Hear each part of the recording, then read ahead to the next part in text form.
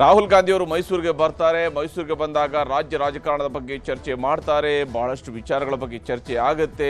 ಕಾಂಗ್ರೆಸ್ ನಾಯಕರು ಅದನ್ನೆಲ್ಲವನ್ನು ಕೂಡ ಅವ್ರ ಜೊತೆಗೆ ಚರ್ಚಿಸ್ತಾರೆ. ಈ ರೀತಿಯಾಗಿ ಬಹಳ ತಯಾರಿ ಕಾಂಗ್ರೆಸ್ ಪಕ್ಷದ ಒಳಗಡೆ ನಡೀತಾ ಇತ್ತು.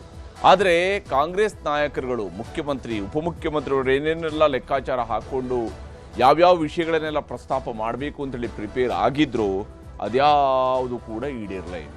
ಯಾಕಂದರೆ ರಾಹುಲ್ ಗಾಂಧಿಯವರು ಬಂದರು, ವಿಮಾನ ನಿಲ್ದಾಣದಲ್ಲಿ ಇಳಿದ ನಂತರ ಇವರು ಕೊಟ್ಟಂಥ ಹೂಗುಚ್ಛಗಳನ್ನು ಸ್ವೀಕರಿಸಿದ್ರು, ಹಾರಗಳನ್ನು ಹಾಕಿಸ್ಕೊಂಡ್ರು.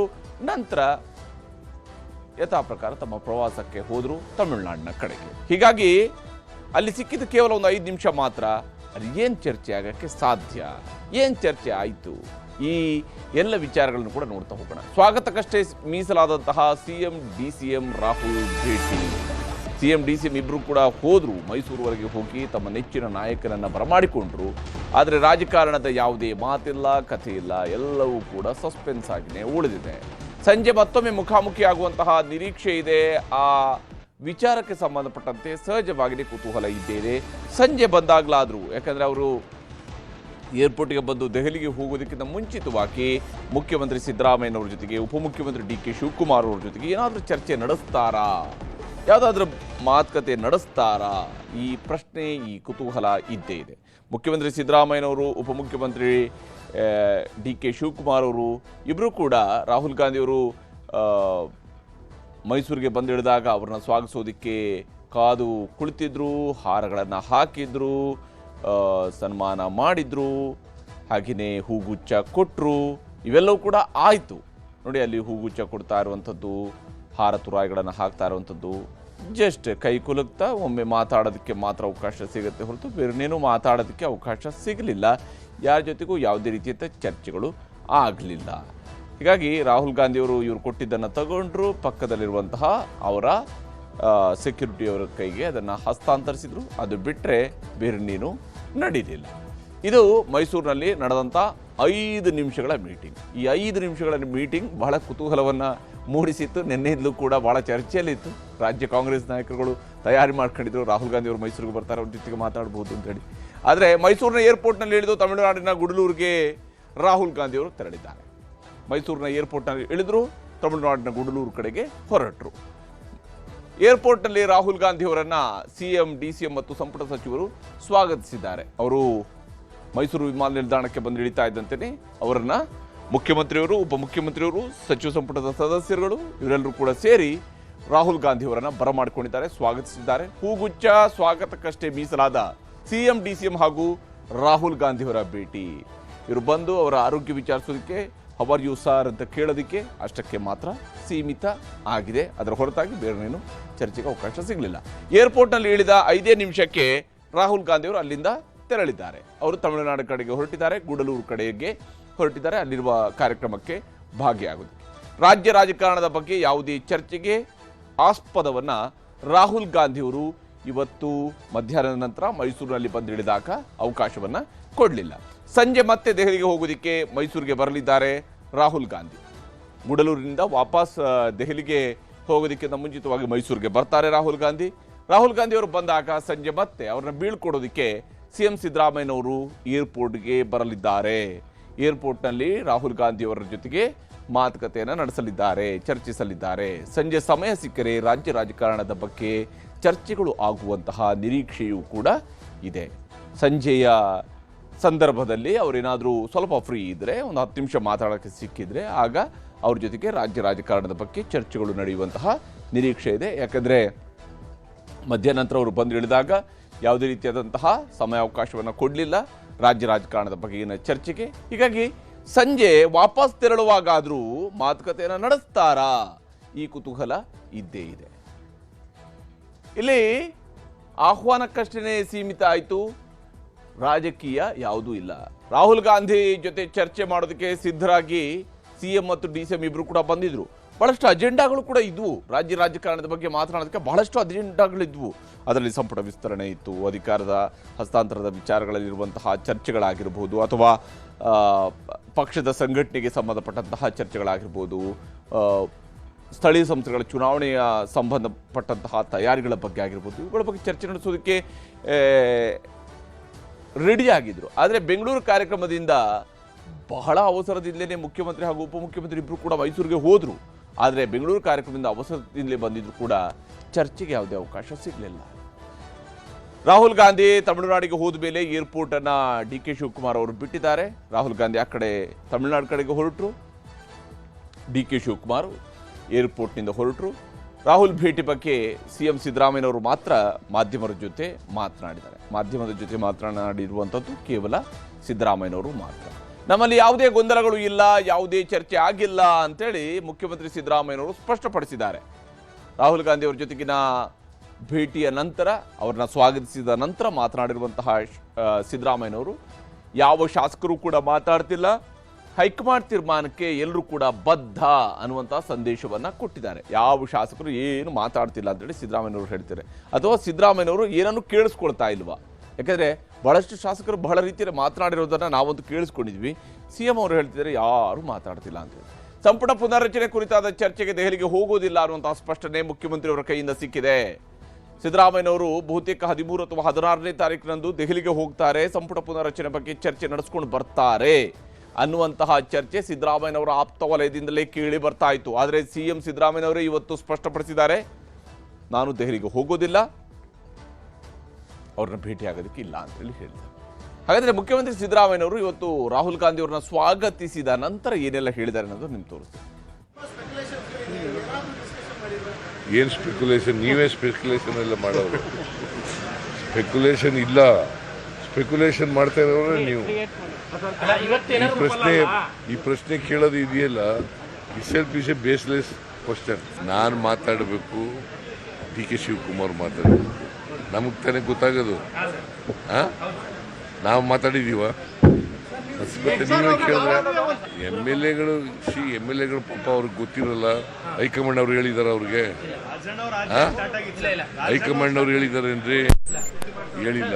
ಹೈಕಮಾಂಡ್ ಅವ್ರು ಏನು ಹೇಳ್ತಾರೆ ಅದ್ರ ಮೇಲೆ ತೀರ್ಮಾನ ಆಗಿದೆ. ಹೀಗೆ ಹೈಕಮಾಂಡ್ ಅವರು ಹೇಳಿದಾರೇನ್ರಿ, ಹೈಕಮಾಂಡ್ ಅವರು ಹೇಳಿಲ್ಲ ಅಂತ ಹೇಳಿದ್ಮೇಲೆ ಏನಿಲ್ಲ ಹೇಳ್ಕೊಂಡು ಸಿದ್ದರಾಮಯ್ಯನವರು ಹೇಳ್ತಾ ಇದ್ದಾರೆ. ಹೀಗಾಗಿ ಸಂಪುಟ ಪುನರ್ರಚನೆ ಅನ್ನುವಂಥದ್ದು ಇನ್ನೂ ಕೂಡ ಸಸ್ಪೆನ್ಸ್ ಆಗಿನೇ ಉಳ್ಕೊಂಡಿದೆ. ಯಾಕಂದ್ರೆ ಸಚಿವ ಸಂಪುಟವೆಂಬ ಜೇನುಗೂಡಿಗೆ ಕೈ ಹಾಕೋದಿಕ್ಕೆ ಸಿದ್ದರಾಮಯ್ಯರು ಕೂಡ ಹಿಂದೇಟು ಹಾಕ್ತಾ ಇದ್ದಾರ. 11 ಜನರನ್ನ ಸಂಪುಟದಿಂದ ಕೈ ಬಿಡ್ತಾರೆ, 20 ಜನರನ್ನ ಸಂಪುಟದಿಂದ ಕೈ ಬಿಡ್ತಾರೆ ಅನ್ನುವಂಥದ್ದನ್ನ ಹೇಳ್ತಾ ಇದ್ರು. ಆದರೆ ಸಂಪುಟ ಪುನರ್ರಚನೆಗೆ ಸಿದ್ದರಾಮಯ್ಯನವರಿಗೆ ಇನ್ನೂ ಕೂಡ ಗ್ರೀನ್ ಸಿಗ್ನಲ್ ಸಿಕ್ಕಿಲ್ಲ. ಸಿದ್ದರಾಮಯ್ಯನವರಿಗೆ ಈ ಕ್ಷಣದವರೆಗೆ ಗ್ರೀನ್ ಸಿಗ್ನಲ್ ಸಿಕ್ಕಿಲ್ಲ ಸಂಪುಟ ಪುನರ್ರಚನೆ ವಿಚಾರಕ್ಕೆ. ಸಚಿವ ಸಂಪುಟ ಪುನರ್ರಚನೆ ಬಗ್ಗೆ ಹೈಕಮಾಂಡ್ನಲ್ಲೂ ಕೂಡ ಗೊಂದಲ ಮುಂದುವರೆದಿದೆ. ಯಾಕಂದ್ರೆ ಹೈಕಮಾಂಡ್ ಯಾವುದೇ ಸ್ಪಷ್ಟ ನಿರ್ಧಾರಗಳನ್ನ ರಾಜ್ಯ ರಾಜಕಾರಣದ ಬಗ್ಗೆ ಹೇಳ್ತಾ ಇಲ್ಲ. ಹೀಗಾಗಿ ಸಚಿವ ಸಂಪುಟ ಪುನರ್ರಚನೆ ಆಗುತ್ತೆ ಅಥವಾ ಮುಖ್ಯಮಂತ್ರಿ ಬದಲಾವಣೆ ಆಗುತ್ತೆ, ಯಾವುದೇ ಪ್ರಶ್ನೆಗಳಿಗೂ ಕೂಡ ಸ್ಪಷ್ಟ ಉತ್ತರ, ಇಂಥದ್ದೇ ಉತ್ತರ ಅನ್ನುವಂಥದ್ದು ಹೈಕಮಾಂಡ್ನಿಂದ ಸಿಕ್ಕಿಲ್ಲ. ಸದ್ಯಕ್ಕೆ ದೆಹಲಿಗೆ ಹೋಗ್ತಾ ಇಲ್ಲ ಅಂತ ಹೇಳಿ ಮುಖ್ಯಮಂತ್ರಿ ಸಿದ್ದರಾಮಯ್ಯನವರು ಸ್ಪಷ್ಟನೆಯನ್ನು ಕೊಟ್ಟಿದ್ದಾರೆ. ಅದೊಂದೇ ಅಪ್ಡೇಟ್. ಈಗ ಸಿದ್ದರಾಮಯ್ಯನವರಿಂದ ಮೈಸೂರಿಗೆ ಹೋದ ನಂತರ, ರಾಹುಲ್ ಗಾಂಧಿ ಅವರನ್ನ ಬರಮಾಡಿಕೊಂಡ ನಂತರ ಸಿದ್ದರಾಮಯ್ಯನವರಿಂದ ಸಿಕ್ಕಿರುವಂಥ ಏಕೈಕ ಸ್ಪಷ್ಟನೆ ಅಂದರೆ ತಾವು ದೆಹಲಿಗೆ ಹೋಗ್ತಾ ಇಲ್ಲ ಅಂತ ಹೇಳಿ. ಸಚಿವ ಸ್ಥಾನದ ಆಕಾಂಕ್ಷಿಗಳಿಗೆ ನಿರಾಶೆಯನ್ನು ತಂದಿಟ್ಟಿದೆ ಸಿದ್ದರಾಮಯ್ಯನವರ ಮಾತು. ಯಾಕಂದ್ರೆ ಹಲವಾರು ಡಜನ್ ಗಟ್ಟಲೆ ಶಾಸಕರು ಆಲ್ರೆಡಿ ತಾವು ಮಂತ್ರಿ ಆಗ್ಬೋದು ಅನ್ನುವಂಥದ್ದನ್ನು ಯೋಚನೆ ಮಾಡ್ತಾ ಇದ್ರು. ಆದರೆ ಈಗ ಅವ್ರಿಗೆ ನಿರಾಶೆಯನ್ನು ತಂದಿಟ್ಟಿದೆ ಸಿದ್ದರಾಮಯ್ಯನವರ ಮಾತು. ಈ ತಿಂಗಳ ಅಂತ್ಯದೊಳಗೆ ಸಂಪುಟ ಪುನರ್ರಚನೆಗೆ ಕಾದು ಕುಳಿತಿದ್ರು ಆಕಾಂಕ್ಷಿಗಳು. ತಾವು ಮಂತ್ರಿ ಆಗಬಹುದು, ತಮಗೂ 2.25 ವರ್ಷದ ಆಡಳಿತದ ಅನುಭವ ಸಿಗುತ್ತೆ, ಆಡಳಿತಕ್ಕೆ ಅವಕಾಶ ಸಿಗುತ್ತೆ ಅಂತ ಹೇಳಿ ಕಾದು ಕುಳಿತಿದ್ದಂಥವ್ರಿಗೂ ಕೂಡ ಇವತ್ತು ನಿರಾಸೆಯಾಗಿದೆ. ಯಾಕಂದ್ರೆ ಈ ತಿಂಗಳ ಅಂತ್ಯದೊಳಗಡೆ ಸಚಿವ ಸಂಪುಟ ಪುನರ್ರಚನೆ ಆಗುತ್ತೆ ಅನ್ನುವಂತಹ ನಿರೀಕ್ಷೆ ಏನಿತ್ತಲ್ಲ, ಅದು ಹುಸಿಗೆ ಆಗ್ತಾ ಇದೆ. ಸಿದ್ದರಾಮಯ್ಯನವರು ಹೇಳ್ತಾ ಇದ್ದಾರೆ, ನಾನು ಯಾವುದೇ ಕಾರಣಕ್ಕೂ ದೆಹಲಿಗೆ ಹೋಗ್ತಾ ಇಲ್ಲ, ಅಥವಾ ದೆಹಲಿಗೆ ನನ್ನ ಅವ್ರನ್ನ ಕರೆದಿಲ್ಲ, ಹಾಗಾಗಿ ಅವ್ರು ಹೋಗ್ತಾ ಇಲ್ಲ ಅಂತ ಹೇಳುವಂಥದ್ದು ಸ್ಪಷ್ಟವಾಗಿ ಗೋಚರಿಸ್ತಾ ಇದೆ. ಈ ವಿಚಾರದಲ್ಲಿ ಸಿದ್ದರಾಮಯ್ಯನವರು ಏನು ಹೇಳಿದ್ದಾರೆ ಅನ್ನೋದು ನಿಮ್ಗೆ ತೋರಿಸ್ತೀನಿ. ಗೊಂದಲ ಏನಿದೆ? ಗೊಂದಲ ಏನಪ್ಪ ಇದೆ? ಆ ಥರದ್ದು ಇಲ್ವೇ ಇಲ್ಲ. ಅವೆಲ್ಲ ಪತ್ರಿಕೆಗಳಲ್ಲಿ ಚರ್ಚೆ ಆಗ್ತಾ ಇರೋದು, ಪಾರ್ಟಿನಲ್ಲಿ ಅವೆಲ್ಲ ಇಲ್ವೇ ಇಲ್ಲ. ಎಲ್ಲ MLA ಮಾತಾಡ್ತಾ ಇಲ್ಲ. ಈಗ ನೀವೇ ಮಾತಾಡ್ತಾ ಇಲ್ಲ. ಡೆಲ್ಲಿಗೆ ಹೋಗ್ತಾ ಇಲ್ಲ. ಹೀಗೆ CM ಸಿದ್ದರಾಮಯ್ಯನವರು ನಾನು ದೆಹಲಿಗೆ ಹೋಗ್ತಾ ಇಲ್ಲ ಅಂತ ಸ್ಪಷ್ಟವಾಗಿ ಹೇಳಿದ್ದಾರೆ. ಆದರೆ ಇಲ್ಲಿ ಇರುವಂಥದ್ದು ಯಾರು ಕೊಟ್ಟ ಮಾತು ಅನ್ನುವಂತಹ ಪ್ರಶ್ನೆಯನ್ನು ಕೂಡ ಸಿದ್ದರಾಮಯ್ಯನವರು ಕೇಳ್ತಾ ಇದ್ದಾರೆ. ಕೊಟ್ಟ ಮಾತು ಉಳಿಸ್ಕೊಳ್ಬೇಕು. ಈ ಮಾತನ್ನ ಶಿವಕುಮಾರ್ ಅವರು ಹೇಳ್ತಾ ಇದ್ದಾರೆ. ನವೆಂಬರ್ ತಿಂಗಳಲ್ಲಿ ಹೇಳಿದ್ರು, ಮೊನ್ನೆ ಹಾವೇರಿಯಲ್ಲಿ ನಿಂತು ಕೂಡ ಇದೇ ಮಾತನ್ನು ಹೇಳಿದ್ರು, ಕೊಟ್ಟ ಮಾತನ್ನು ಉಳಿಸ್ಕೊಳ್ಬೇಕು ಅಂತ ಹೇಳಿ. ಆದರೆ ಶಿವಕುಮಾರ್ ಅವರ ಈ ಮಾತಿಗೆ ಸಿದ್ದರಾಮಯ್ಯನವರು ಬಹಳ ಜಾಣ ಉತ್ತರವನ್ನು ಕೊಟ್ಟಿದ್ದಾರೆ. ಡಿ ಕೆ ಶಿವಕುಮಾರ್ ಹಾಗೆ ಎಲ್ಲೂ ಹೇಳೇ ಇಲ್ಲ, ಪೋಸ್ಟ್ ಮಾಡಿಲ್ಲ ಅಂತ CM ಸಿದ್ದರಾಮಯ್ಯನವರು ಹೇಳ್ತಾ ಇದ್ದಾರೆ. ಬಹಳ ಜಾಣ ಉತ್ತರವನ್ನು ಸಿದ್ದರಾಮಯ್ಯನವರು ಕೊಡ್ತಾ ಇದ್ದಾರೆ. ಎಲ್ಲವನ್ನು ಕ್ರಿಯೇಟ್ ಮಾಡಲಾಗ್ತಾ ಇದೆ, ನಾವು ಚೆನ್ನಾಗೇ ಇದ್ದೀವಿ, ನಾನು ಮತ್ತು ಶಿವಕುಮಾರ್ ಇಬ್ಬರು ಕೂಡ ಚೆನ್ನಾಗೇ ಇದ್ದೀವಿ, ಎಲ್ಲವನ್ನು ಕೂಡ ಕ್ರಿಯೇಟ್ ಮಾಡಲಾಗ್ತಿದೆ ಅಂತ ಹೇಳಿ ಸಿದ್ದರಾಮಯ್ಯನವರು ಹೇಳ್ತಾ ಇದ್ದಾರೆ. ಬ್ರೇಕ್ಫಾಸ್ಟ್ ಆದಮೇಲೆ ಎಲ್ಲವೂ ಸುಸೂತ್ರ ಆಗಿದೆ, ಮುಂದಿನ ಚುನಾವಣೆ ಗೆಲ್ಲೋದೊಂದೇ ನಮ್ಮ ಗುರಿ ಇರುವಂಥದ್ದು ಒಂದೇ, ಮುಂದಿನ ಚುನಾವಣೆಯನ್ನು ಗೆಲ್ಲಬೇಕು. ಇದು ಸಿದ್ದರಾಮಯ್ಯನವರ ಮಾತು. ಬ್ರೇಕ್ಫಾಸ್ಟ್ ಆದಮೇಲೆ ಎಲ್ಲವೂ ಕೂಡ ಸುಸೂತ್ರ ಆಗಿದೆ ಅಂತೆ, ಮುಂದಿನ ಚುನಾವಣೆ ಗೆಲ್ಲೋದೊಂದೇ ಗುರಿ ಅಂತೇಳಿ ಸಿದ್ದರಾಮಯ್ಯನವರು ಹೇಳಿದ್ದಾರೆ. ಹಾಗೆಯೇ ಹೈಕಮಾಂಡ್ ನಿರ್ಧಾರಗಳಿಗೆ ಬದ್ಧ ಅನ್ನುವಂತಹ ಸೂತ್ರದಲ್ಲಿನೇ ಸಿದ್ದರಾಮಯ್ಯನವರು ತಮ್ಮ ಅಧಿಕಾರದ ಸೂತ್ರವನ್ನು ಹಿಡ್ಕೊಂಡು ಮುಂದಕ್ಕೆ ಹೋಗ್ತಾ ಇದ್ದಾರೆ. ಸಿದ್ದರಾಮಯ್ಯನವರ ಮಾತನ್ನು ತೋರಿಸ್ತಾರೆ. ಹೈಕಮಾಂಡ್ ಅವ್ರು ಹೇಳಿದ್ದಾರೆ ಅಂದ್ರೆ ಹೇಳಿಲ್ಲ, ಹೈಕಮಾಂಡ್ ಅವ್ರು ಏನ್ ಹೇಳ್ತಾರೆ ಅದ್ರ ಮೇಲೆ ತೀರ್ಮಾನ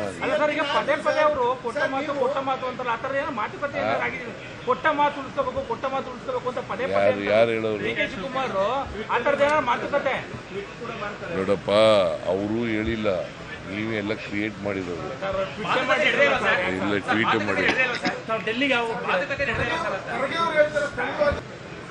ಇವಾಗ ಬಗೆಹರಿಸ್ಕೋಬೇಕು ಅಂತ ಹೇಳಿದ್ದಾರೆ ಖರ್ಗೆ ಅವರು.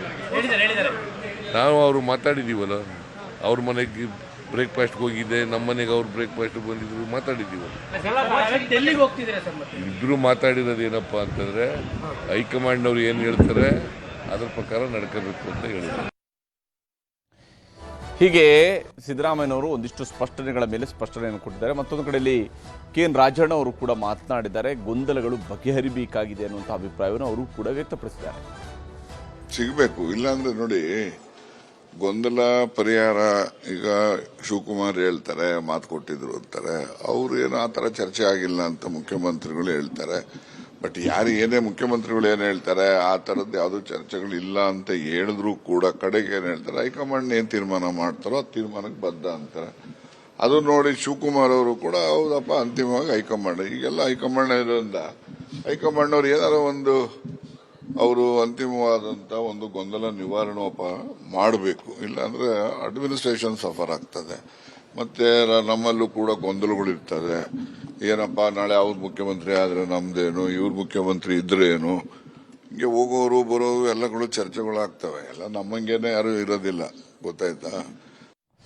ಹೀಗೆ ಇಲ್ಲಿ ಸಿದ್ದರಾಮಯ್ಯನವರು ಮತ್ತು ಶಿವಕುಮಾರ್ ಅವರು ಇಬ್ಬರು ಕೂಡ ರಾಹುಲ್ ಗಾಂಧಿ ಅವರನ್ನು ಬರಮಾಡ್ಕೊಳ್ಳೋದಕ್ಕಾಗಿ ಮೈಸೂರಿಗೆ ಹೋಗಿದ್ರು. ಆದರೆ ಮೈಸೂರಿನಲ್ಲಿ ಯಾವುದೇ ರೀತಿಯಾದಂತಹ ಚರ್ಚೆಗಳಾಗಿಲ್ಲ. ರಾಜ್ಯ ರಾಜಕಾರಣದ ಬಗ್ಗೆ ಆಗಲಿ, ಸಚಿವ ಸಂಪುಟ ಪುನರಚನೆ ಬಗ್ಗೆ ಆಗಲಿ, ಅಥವಾ ದೆಹಲಿಗೆ ಬರೋದಕ್ಕೆ ಸಮಯಾವಕಾಶವನ್ನು ಕೇಳೋದಕ್ಕಾಗಲಿ ಯಾವುದಕ್ಕೂ ಚರ್ಚೆ ನಡೆದಿಲ್ಲ. ಹೀಗಾಗಿ ಅವ್ರನ್ನ ಸ್ವಾಗತಿಸಿದ್ದಾರೆ.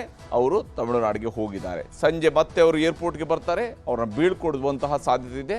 ಆ ಸಂದರ್ಭದಲ್ಲಾದರೂ ಏನಾದರೂ ರಾಜ್ಯ ರಾಜಕಾರಣದ ಬಗ್ಗೆ ಚರ್ಚೆ ಆಗುತ್ತಾ, ಈ 5 ನಿಮಿಷದ ಹೊರತಾಗಿ ಬೇರೆನೇನಾದರೂ ಚರ್ಚೆ ಆಗುತ್ತಾ ನೋಡಬೇಕಾಗಿದೆ. ಎರಡನೇ ಸುದ್ದಿ ಕಡೆಗೆ ಹೋಗೋಣ.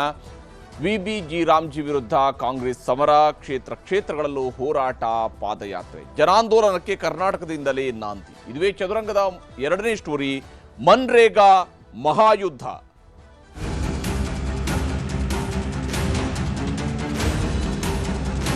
ಯಾವ ಕಾರಣಕ್ಕೂ ಇದನ್ನ ಅನುಷ್ಠಾನ ತರಲಿಕ್ಕೆ ಸಾಧ್ಯ ಇಲ್ಲ. ಮನ್ರೇಗಾ ಕಾಯ್ದೆ ಪುನಃಸ್ಥಾಪನೆ ಆಗಬೇಕು.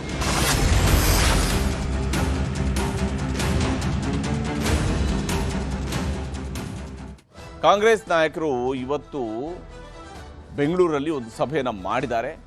ಕೇಂದ್ರ ಸರ್ಕಾರದ VBG ರಾಮ್ಜಿ ಹೊಸ ಕಾನೂನಿನ ವಿರುದ್ಧ ಹೋರಾಟವನ್ನು ರೂಪಿಸಬೇಕು ಅಂತೇಳಿ, ಮನ್ರೇಗಾವನ್ನು ಪುನಃಸ್ಥಾಪನೆ ಆಗಬೇಕು, ಮನ್ರೇಗಾ ಹೆಸರೇ ಇರಬೇಕು, ಅದರಲ್ಲಿ ಬದಲಾವಣೆಯನ್ನು ಮಾಡಬಾರ್ದು ಅನ್ನುವಂತಹ ಆಗ್ರಹವನ್ನು ಕಾಂಗ್ರೆಸ್ ನಾಯಕರು ಮಾಡಿದ್ದಾರೆ. ನಿನ್ನೆ ಅಷ್ಟೇ ಮಲ್ಲಿಕಾರ್ಜುನ ಖರ್ಗೆಯವರು ರಾಜ್ಯ ಸರ್ಕಾರದ ಬಗ್ಗೆ ಅಸಮಾಧಾನ ವ್ಯಕ್ತಪಡಿಸಿದರು, ಚಾಟಿ ಬೀಸಿದ್ರು. ಯಾಕೆ ನೀವು ಮಹಾತ್ಮ ಗಾಂಧಿಯವರ ಹೆಸರು ಬದಲಿಸಿದ್ರು ಕೂಡ ಯಾಕೆ ಸುಮ್ಮನೆ ಕುಳಿತಿದ್ದೀರಿ ಅನ್ನುವಂತಹ ಪ್ರಶ್ನೆಯನ್ನು ಕೇಳಿದ್ರು. ಯಾರು ಬೀದಿಗೆ ಬಂದ ನೋಡಿಲ್ಲ, ಹೇಳಿಕೆ ಕೊಡೋದು ನೋಡಿಲ್ಲ ಅಂತ ಹೇಳಿದ್ರು. ಆದರೆ ಇವತ್ತು ಸಾಲು ಸಾಲು ಹೇಳಿಕೆಗಳು ಬಂದಿದ್ದಾವೆ, ಸಭೆ ನಡೆದಿದೆ. ಅಫ್ಕೋರ್ಸ್ ಇದು ಪೂರ್ವ ನಿಗದಿಯಾಗಿದ್ದಂತಹ ಸಭೆ. 26ರ ನಂತರ ಹೋರಾಟವನ್ನು ಕೈಗೆತ್ತಿಕೊಳ್ಬೇಕು ಅಂತ ಹೇಳಿ ಸಭೆಗಳನ್ನು ನಿಗದಿ ಮಾಡಿಕೊಳ್ಳಲಾಗಿತ್ತು. ಅದರ ಪ್ರಕಾರವಾಗಿ ಇವತ್ತು ಸಭೆ ನಡೆದಿದೆ. ಈ ಸಭೆಯಲ್ಲಿ ಬಹಳ ಮುಖ್ಯವಾಗಿ ಕೇಂದ್ರ ಸರ್ಕಾರದ ವಿರುದ್ಧ ಮತ್ತು VBG ರಾಮ್ಜಿ ಕಾಯ್ದೆಯ ವಿರುದ್ಧ ಕಾಂಗ್ರೆಸ್ ತನ್ನ ಸಮರವನ್ನು ಘೋಷಣೆ ಮಾಡಿದೆ. ಕೇಂದ್ರದ ವಿಬಿಜಿ ರಾಮ್ಜಿ ವಿರುದ್ಧ ಕಾಂಗ್ರೆಸ್ ಹೋರಾಟವನ್ನು ರೂಪಿಸ್ತಾ ಇದೆ. ವಿಶೇಷವಾಗಿ ವಿಬಿಜಿ ರಾಮ್ಜಿ ಈ ಕಾಯ್ದೆ ಸಾಧುವಲ್ಲ, ಮನ್ರೇಗಾ ಉಳ್ಕೊಳ್ಬೇಕು ಅನ್ನುವಂಥದ್ದಕ್ಕಾಗಿ ಕರ್ನಾಟಕದಿಂದಲೇ ಜನಾಂದೋಲನ ಮಾಡೋದಕ್ಕೆ ಹೊರಟಿದೆ ಕಾಂಗ್ರೆಸ್.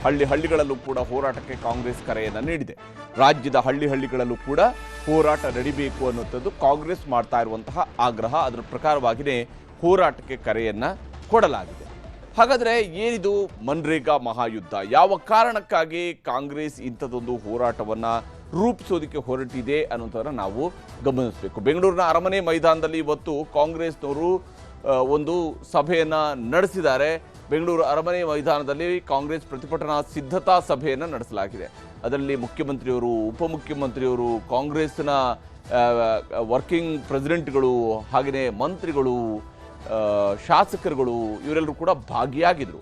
ಮನ್ರೇಗಾ ಬಚಾವೋ ಸಂಗ್ರಾಮಕ್ಕೆ ಕಾಂಗ್ರೆಸ್ ಕರೆಯನ್ನ ಕೊಟ್ಟಿದೆ. ಮನ್ರೇಗಾ ಬಚಾವೋ ಇದು ಸದ್ಯಕ್ಕೆ ಕಾಂಗ್ರೆಸ್ ಕೊಟ್ಟಿರುವಂತಹ ಕರೆ. ವಿಧಾನಸಭಾ ಕ್ಷೇತ್ರಗಳಲ್ಲಿ ಮನ್ರೇಗಾ ಬಚಾವೋ ಕಾರ್ಯಕ್ರಮವನ್ನ, ಧರಣಿಯನ್ನ ನಡೆಸೋದಕ್ಕೆ ಈಗ ಕಾಂಗ್ರೆಸ್ ಮುಂದಾಗಿದೆ. ವಿಶೇಷವಾಗಿ ರಾಜ್ಯದ ಎಲ್ಲ ವಿಧಾನಸಭಾ ಕ್ಷೇತ್ರಗಳಲ್ಲೂ ಕೂಡ ಕೇಂದ್ರ ಸರ್ಕಾರದ ವಿರುದ್ಧ ಪಾದಯಾತ್ರೆಯನ್ನ ನಡೆಸಬೇಕು ಅನ್ನುವಂತಹ ತೀರ್ಮಾನಕ್ಕೆ ಕಾಂಗ್ರೆಸ್ಸಿಗರು ಬಂದಿದ್ದಾರೆ. ಪಾದಯಾತ್ರೆಯನ್ನು ನಡೆಸಬೇಕು. ಪ್ರತಿ ಕ್ಷೇತ್ರದಲ್ಲೂ 5 ರಿಂದ 10 ಕಿಲೋಮೀಟರ್ವರೆಗೆ ಪಾದಯಾತ್ರೆಯನ್ನು ನಡೆಸಬೇಕು, ಧರಣಿ ನಡೆಸಬೇಕು. ಅದಾದ ನಂತರ ತಹಶೀಲ್ದಾರರಿಗೆ ಮನವಿಯನ್ನ ಸಲ್ಲಿಕೆ ಮಾಡಬೇಕು, ಅವರಿಗೆ ಮನವಿ ಪತ್ರವನ್ನು ಕೊಡಬೇಕು. ಧರಣಿ ಯಶಸ್ವಿಗೊಳಿಸಲು ಕೆಪಿಸಿಸಿಯಿಂದ ವೀಕ್ಷಕರ ನೇಮಕವನ್ನು ಕೂಡ ಮಾಡಲಾಗುತ್ತೆ. ಕೆಪಿಸಿಸಿನೇ ವೀಕ್ಷಕರನ್ನ ನೇಮಕ ಮಾಡುತ್ತೆ. ಧರಣಿ ಯಶಸ್ವಿ ಆಗಿದೆಯಾ ಇಲ್ವಾ ಅಂತೇಳಿ ನೋಡೋದಿಕ್ಕೆ. ಧರಣಿ ನಡೆಸದ ಕ್ಷೇತ್ರದ ನಾಯಕರುಗಳ ಮೇಲೆ ಕ್ರಮವನ್ನು ಕೈಗೊಳ್ಳೋದಕ್ಕೂ ಕೂಡ ಕಾಂಗ್ರೆಸ್ ಮುಂದಾಗ್ತಿದೆ. ಅಲ್ಲಿಗೆ ಇದೊಂದು ರೀತಿಯಲ್ಲಿ ಬಲವಂತದ ಪ್ರತಿಭಟನೆಗೆ ಬೇಕಾದಂಥ ತಯಾರಿಯ ರೀತಿಯಲ್ಲೂ ಕೂಡ ಗೋಚರಿಸಿದೆ. ಕಾಂಗ್ರೆಸ್ಗರಿಗೆ ಒಂದು ಶಂಕೆ ಇದೆಯಾ ಅಂತ, ನಮ್ಮ ನಾಯಕರುಗಳು ಎಲ್ಲರೂ ಮನ್ರೇಗಾ ಬಗ್ಗೆ ಬರ್ತಾರೋ ಬರಲ್ವಾ ಅಂತೇಳಿ ಶಂಕೆ ಇದ್ದಂಗೆ ಕಾಣ್ತಾ ಇದೆ. ನಾಳೆಯ ಕ್ಯಾಬಿನೆಟ್ ಸಭೆಯಲ್ಲಿ ಹೋರಾಟದ ಬಗ್ಗೆ ಅಂತಿಮ ಮುದ್ರೆಯನ್ನು ಒತ್ತಲಾಗುತ್ತೆ. ವಿಶೇಷವಾಗಿ ಒಂದು ವಿಶೇಷ ಅಧಿವೇಶನವನ್ನು ಕರೆಯೋದಕ್ಕೂ ಕೂಡ ಯೋಚನೆ ಮಾಡ್ತಾ ಇದ್ದಾರೆ. ಮನ್ರೇಗಾ ವಿರುದ್ಧದ ಹೋರಾಟಕ್ಕಾಗಿಯೇ ವಿಶೇಷ ಸಚಿವ ಸಂಪುಟ ಸಭೆಯನ್ನ ಸರ್ಕಾರ ನಾಳೆ ಕರೆದಿದೆ. ನಾಳೆ ಕರೆದಿರುವಂತಹ ವಿಶೇಷ ಸಂಪುಟ ಸಭೆಯಲ್ಲಿ ನಾಳೆ ವಿಧಾನಸೌಧದಲ್ಲಿ ಸಭೆ ನಡೆಸಿ ಹೋರಾಟದ ಜವಾಬ್ದಾರಿ ಹೊರೋದಕ್ಕೆ ತಾಕೀತನ್ನು ಮಾಡಲಾಗುತ್ತೆ. ಆಯಾ ಉಸ್ತುವಾರಿ ಸಚಿವರುಗಳಿಗೂ ಹಾಗೆಯೇ ಶಾಸಕರುಗಳಿಗೂ ಕೂಡ ತಾಕೀತು ಮಾಡೋದಕ್ಕೆ ಹೊರಟಿದ್ದಾರೆ. ಕಾಂಗ್ರೆಸ್ ಸೋತಿರುವ ಕ್ಷೇತ್ರಗಳಲ್ಲೇ ದೊಡ್ಡ ಮಟ್ಟದ ಹೋರಾಟ. ಡಿ.ಕೆ. ಶಿವಕುಮಾರ್ ಅವರ ನೇತೃತ್ವ. ಅಂದರೆ ಕಾಂಗ್ರೆಸ್ ಯಾವ್ಯಾವ ಕ್ಷೇತ್ರಗಳಲ್ಲಿ ಸೋತಿದೆಯೋ ಆ ಕ್ಷೇತ್ರಗಳಲ್ಲಿ ದೊಡ್ಡ ಮಟ್ಟದಲ್ಲಿ ಹೋರಾಟ ನಡೀಬೇಕು. ಅದೆಲ್ಲದಕ್ಕೂ ಕೂಡ ಶಿವಕುಮಾರ್ ಅವರು ನೇತೃತ್ವವನ್ನು ವಹಿಸಿಕೊಳ್ಬೇಕು. ಯಡಿಯೂರಪ್ಪ ಅವರ ತವರೂರು ಶಿಕಾರಿಪುರದಲ್ಲಿ ಬೃಹತ್ ಹೋರಾಟಕ್ಕೆ ಶಿವಕುಮಾರ್ ಅವರು ಕರೆ ನೀಡಿದ್ದಾರೆ. ಯಡಿಯೂರಪ್ಪನವರ ತವರೂರು ಆಗಿರುವಂತಹ ಶಿಕಾರಿಪುರದಲ್ಲಿ ಬೃಹತ್ ಹೋರಾಟವನ್ನು ನಡೆಸಬೇಕು ಅಂತ ಹೇಳಿ ಶಿವಕುಮಾರ್ ಅವರು ಕರೆ ನೀಡಿದ್ದಾರೆ. ಏನೇನು ಹೇಳಿದ್ದಾರೆ ಕಾಂಗ್ರೆಸ್ ನಾಯಕರುಗಳು, ವಿಶೇಷವಾಗಿ ಶಿವಕುಮಾರ್ ಅವರು ಇವತ್ತಿನ ಸಿದ್ಧತಾ ಸಭೆಯಲ್ಲಿ ಏನೆಲ್ಲ ಮಾತನಾಡಿದ್ದಾರೆ ಅನ್ನೋದು ತೋರಿಸ್ತೀನಿ. ಶಿಕಾರಿಪುರಕ್ಕೆ ಕಂಪಲ್ಸರಿ ನಾನೇ ಬರ್ತೀನಿ. ನಾನೀಗಾಗಲೇ ಅವ್ರಿಗೆ ಹೇಳಿದ್ದೇನೆ, ಶಿಕಾರಿಪುರದಲ್ಲಿ ಫಸ್ಟ್ ನಾನೇ ಬರ್ತೀನಿ. ಪಾಪ ಅವರೇನೋ ನಾನು ಆಹ್ವಾನಪ್ಪ ಅಂತ ನಾನೇ ದೊಡ್ಡ ಪ್ರತಿಭಟನೆ ಮಾಡ್ತೀನಿ ಅಂತ ಹೇಳ್ತಾ ಇದ್ದಾರೆ. ಅದಕ್ಕೆ ನಾನೇ ಆ ಶಿಕಾರಿಪುರಕ್ಕೆ 5 ಕಿಲೋಮೀಟರ್ ನಾನು ನಾಗರಾಜ್ ಗೌಡಂಗೆ ಹೇಳಿದ್ದೀನಿ. ನಾನೇ ಬಂದು ಆ ಪಾದಯಾತ್ರೆಯಲ್ಲಿ ನಾನೇ ಉದ್ಘಾಟನೆ ಮಾಡಿ ನಾನೇ 5-6 ಕಿಲೋಮೀಟರ್ ನಡೆಯುವಂತ ಹೇಳ್ತೀನಿ. ಇನ್ನು 4 ಡಿವಿಷನಲ್ಲಿ ಯಾರು ನೀವು ಆಯ್ಕೆ ಮಾಡಿಕೊಡಿ. ಎಲ್ಲಿ MLA ಇಲ್ಲ ಆ ಕ್ಷೇತ್ರಗಳಲ್ಲಿ ನಾನು 5 ದಿನ ಬಂದು 5 ದಿನ ಪಾದಯಾತ್ರೆಯನ್ನು ನಾನೇ ಪಾರ್ಟಿಸಿಪೇಟ್ ಮಾಡ್ತೀನಿ. ಹೀಗೆ ಎಲ್ಲಿ ಕಾಂಗ್ರೆಸ್ನ MLA ಇಲ್ವೋ ಆ ಕ್ಷೇತ್ರಗಳಲ್ಲಿನೇ ತಾನು ಪಾದಯಾತ್ರೆಯನ್ನು ನಡೆಸ್ತೀನಿ ಅಂತ ಹೇಳಿ ಶಿವಕುಮಾರ್ ಅವರು ಘೋಷಣೆ ಮಾಡಿದ್ದಾರೆ. ಇದರ ನಡುವೆ ಕೇಂದ್ರಕ್ಕೆ ಕಾಂಗ್ರೆಸ್ನವರು ಒಂದಿಷ್ಟು ಶಾಕ್ ಕೊಡೋದಕ್ಕೂ ಮುಂದಾಗಿದ್ದಾರೆ. ಕಾಂಗ್ರೆಸ್ ನಾಯಕರುಗಳು ತೀವ್ರ ವಾಗ್ದಾಳಿಯನ್ನು ನಡೆಸ್ತಾ ಇದ್ದಾರೆ. ವಿಶೇಷವಾಗಿ ಗ್ರಾಮೀಣ ಭಾಗದ ಜನ, ದಲಿತರಿಗೆ ಸಿಗ್ತಾ ಇದ್ದಂತಹ ಉದ್ಯೋಗಕ್ಕೆ ಕನ್ನ ಹಾಕ್ತಾ ಇದೆ ಅನ್ನುವಂಥದ್ದು ಕಾಂಗ್ರೆಸ್ ಮಾಡ್ತಾ ಇರುವಂತಹ ಆರೋಪ. ಹಾಗೆಯೇ ಸಂವಿಧಾನದಲ್ಲಿರುವ ಉದ್ಯೋಗ ಖಾತ್ರಿಗೆ ಕೇಂದ್ರ ಕತ್ತರಿ ಹಾಕಿದೆ ಅನ್ನುವಂಥ ಆರೋಪವನ್ನು ಕೂಡ ಕಾಂಗ್ರೆಸ್ ನಾಯಕರುಗಳು ಮಾಡ್ತಾ ಇದ್ದಾರೆ. ಸಿಎಂ ಸಿದ್ದರಾಮಯ್ಯನವರು ಇವತ್ತು ತಮ್ಮ ಭಾಷಣದಲ್ಲಿ ಈ ವಿಚಾರಗಳನ್ನು ಪ್ರಸ್ತಾಪ ಮಾಡಿದ್ದಾರೆ. 20 ವರ್ಷಗಳಿಂದ ಬಡವರ ಆಸರೆಯಾಗಿದ್ದ ಯೋಜನೆಯನ್ನ ಖತಮ್ ಮಾಡಲಾಗಿದೆ, ಅದನ್ನ ಕೊನೆಗೊಳಿಸಲಾಗಿದೆ. ಇದು ಬಡವರಿಗೆ ಆಸರೆಯಾಗಿತ್ತು ಈ ಯೋಜನೆ. ರಾಜ್ಯ ಸರ್ಕಾರಗಳ ಅಧಿಕಾರಕ್ಕೆ ಕೇಂದ್ರ ಸರ್ಕಾರ ಪ್ರಹಾರವನ್ನ ಮಾಡಿದೆ ಅನ್ನುವಂಥದ್ದು ರಾಜ್ಯ ಸರ್ಕಾರ ಮತ್ತು ಕಾಂಗ್ರೆಸ್ನವರು ಮಾಡ್ತಾ ಇರುವಂತಹ ಆರೋಪ. ಪಂಚಾಯಿತಿಗಳಿಂದ ಉದ್ಯೋಗ ಸೃಷ್ಟಿಯಾಗಬೇಕು ಹಾಗೂ ಹಂಚಿಕೆ ಅಧಿಕಾರವನ್ನ ಕಿತ್ತುಕೊಳ್ಳಲಾಗಿದೆ. ಉದ್ಯೋಗ ಸೃಷ್ಟಿಸುವ ಮತ್ತು ಹಂಚಿಕೆ ಅಧಿಕಾರವನ್ನು ಪಂಚಾಯಿತಿಗಳಿಂದ ಕೇಂದ್ರ ಸರ್ಕಾರ ಕಿತ್ತುಕೊಂಡಿದೆ.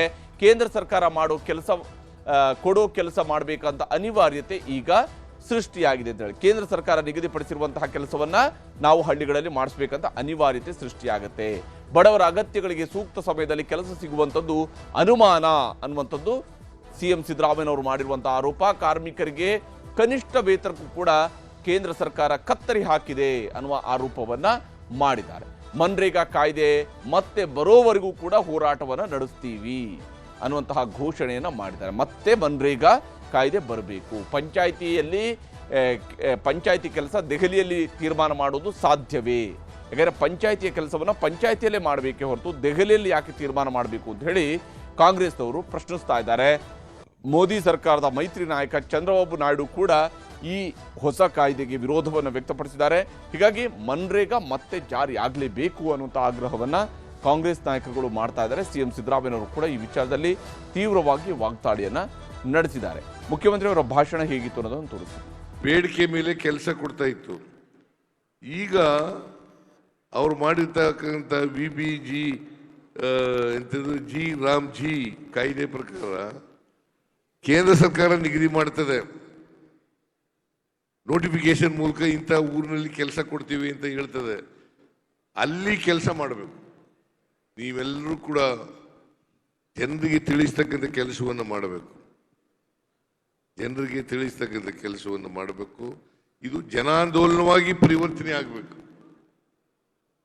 ಜನ ಆಂದೋಲನವಾಗಿ ಎಲ್ಲಿವರೆಗೆ ನಾವು ನಮ್ಮ ಹೋರಾಟ ಮುಂದುವರಿಬೇಕು ಅಂತಂದ್ರೆ ಮನ್ರೇಗಾ ಕಾಯ್ದೆ ಪುನಃಸ್ಥಾಪನೆ ಆಗಬೇಕು, ವಾಪಸ್ ಬರಬೇಕು.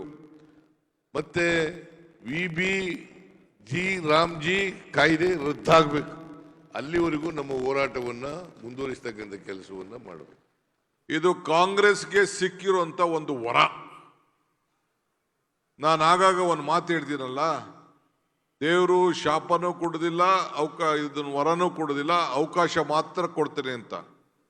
ಇದೊಂದು ವರ ಮತ್ತು ಅವಕಾಶ, ಇವೆರಡನ್ನೂ ಕೂಡ ನಾವು ಯಾವ ರೀತಿ ಬಳಸ್ಕೊಳ್ತೀವಿ ಅದರ ಮೇಲೆ ನಮ್ಮ ಪಕ್ಷ ಒಂದು ದೊಡ್ಡ ಶಕ್ತಿ ಸಿಗ್ತದೆ.